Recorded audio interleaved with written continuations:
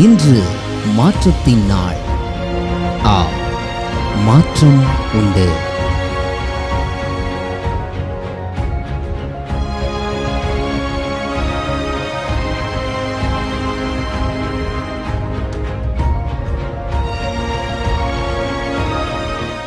ஆண்டவராகிய இயேசுவின் நாமத்தினாலே மாற்றம் உண்டு என்கிற இந்த அனுதின தியானத்தின் மூலமாய் உங்களை சந்திக்கிறதுல எனக்கு மிகுந்த சந்தோஷம். ஆண்டவரும் இரட்சகருமாகிய இயேசுவின் நாமத்தில் உங்களை வாழ்த்துகிறேன். ஆண்டவர் உங்களோடு கூட இருந்து உங்களை ஆச்சரியமாக நடத்துவாராக. சுகமாக இருக்கீங்களா? நிச்சயமாக ஆண்டவர் உங்களை பலப்படுத்துவாராக, சுகம் தருவாராக, பலன் தருவாராக. 1 Chronicles chapter 17 verse number 27. 1 நாளாகமம் 17ஆம் அதிகாரம் 27ஆம் வசனம். இப்போதும் உமது அடியானின் வீடு என்றைக்கும் உமக்கு முன்பாக இருக்கும்படிக்கு அதை ஆசீர்வதித்தருளினீர். கர்த்தராகிய தேவரீர் அதை ஆசீர்வதித்தபடியினால் அது என்றைக்கும் ஆசீர்வதிக்கப்பட்டிருக்கும் என்றார். Now you have been pleased to bless the house of your servant, that it may continue forever before you. For it is you, O Lord, who have blessed, and it is blessed forever. தேவன் நம்முடைய வீட்டை கட்டி ஆசீர்வதிக்கிற ஆண்டவர். இடிந்து போன தாவீதின் கூடாரத்தை மீண்டும் எடுத்து கட்டின அற்புதமான ஆண்டவர். மீண்டுமாக உங்கள் வாழ்க்கையை இந்த வருஷத்தின் கடையாந்திர நாட்களில் ஆண்டவர் கட்டட்டும் என்று இயேசுவின் நாமத்தில் ஜெபம் பண்ணுகிறேன். ஆண்டவர் உங்களுக்கு அற்புதமான ஒரு வாக்குத்தத்தத்தை கொடுக்கிறார். நான் உன்னை ஆசீர்வதிக்க போகிறேன். நிச்சயமாக உனக்கு ஒரு வீட்டை கட்டி உன்னை நான் ஆசீர்வதிப்பேன். அதில் உன்னை நான் நிலைப்படுத்துவேன்.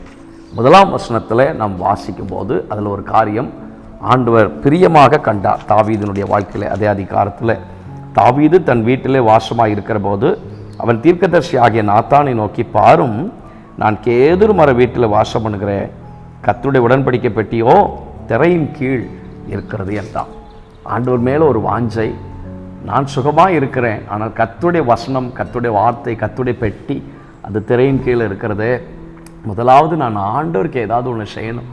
ஆண்டவருக்கு நான் ஆலயம் கட்டணும். ஆண்டவருக்கு நான் பிரியமாக நடக்கணும். ஆண்டவருக்குரிய காரியங்களில் நான் உண்மையாக இருக்கணும்.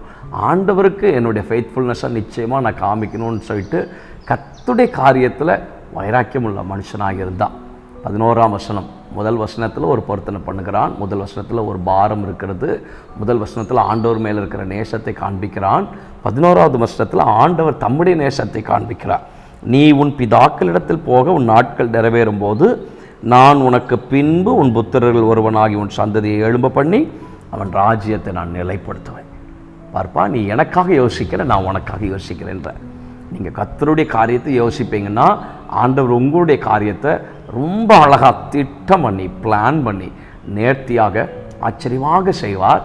27ஆம் வருஷத்தில் ஆண்டவர் ஃபுல் ஸ்டாப் வைக்கிறார். நான் உன்னை குடும்பத்தை ஆசீர்வதிப்பேன். உன் வீட்டை நான் கட்டுவேன். கட்டுறது மாத்திரம் அல்ல, உன் வீடை நான் ஆசீர்வதிப்பேன். கர்த்தரால் உன் வீடு நிச்சயமாக ஆசீர்வதிக்கப்பட்டிருக்கும். அதனால தான் தாவீது சந்தோஷமாக துதிக்கும் போது கூட ஒரு வார்த்தை சொல்கிறார், என் ஜீவனுள்ள நாளெல்லாம் நன்மையும் கிருபையும் என்னை தொடரும். நான் கர்த்தருடைய வீட்டில் நீடித்த நாட்களை நிலைத்திருப்பேன். கர்த்தர் மேலே இருக்கிற பாசத்தை இவர் வெளிப்படுத்துகிறாரு. இவருக்கு செய்ய வேண்டிய பாசத்தை ஆண்டவர் காண்பிக்கிறார். கர்த்தர் மேலே இவர் நேசத்தை காண்பித்த போது கர்த்தர் இவருக்கு செய்ய வேண்டிய காரியங்களை தம்முடைய நேசத்தை காண்பிக்கிறார். நிச்சயமாக உங்கள் இருதயம் தேவனுக்கு நேராக திரும்பும் போது ஆண்டவருடைய இருதயம் உங்களுக்கு நேராக திரும்பி இருக்கும். உங்கள் வீட்டை ஆசீர்வதிப்பார். இந்த நாள் உங்கள் வாழ்க்கையில் ஆசீர்வாதமான நாளாக நிச்சயமாக அமையட்டும் என்று இயேசுவின் நாமத்தில் ஜெபம் பண்ணுறேன். தேவனே, இந்த பிள்ளைகளை ஆசீர்வதிங்க, கிருபை தாங்க. தெய்வ பிரசனம் எல்லா வீடுகளையும் கட்டட்டும். இடிக்கப்பட்டிருக்கிற ஒவ்வொரு சூழ்நிலைகளும் கட்டப்படட்டும். குடும்ப வாழ்க்கை கட்டப்படட்டும். ஊழியங்கள் கட்டப்படட்டும். ஜீவியம் கட்டப்படட்டும். தொழில் கட்டப்படட்டும். இந்த வருஷத்தில் எப்படியாவது இந்த காரியமெல்லாம் நடந்துடணும்னு எதிர்பார்க்குற பிள்ளைகளுக்கு சகலமும் கட்டப்படட்டும். ஆசீர்வதிங்க, மேன்மைப்படுத்துங்க, நிலைப்படுத்துங்க என்று நாங்கள் ஜெபப்படுகிறோம். நிலைப்படுத்துங்க என்று நாங்கள் ஜெபிக்கிறோம். நிச்சயமான தேவ நன்மைகள் கூடவே இருந்து வழி நடத்துவதாக இயேசுவின் நாமத்தில் ஜெபிக்கிறோம் நல்ல பிதாவே. ஆமென், ஆமென். May God bless you. ஆண்டவர் உங்களோடு கூட இருந்து ஆச்சரியமாக நடத்துவார்.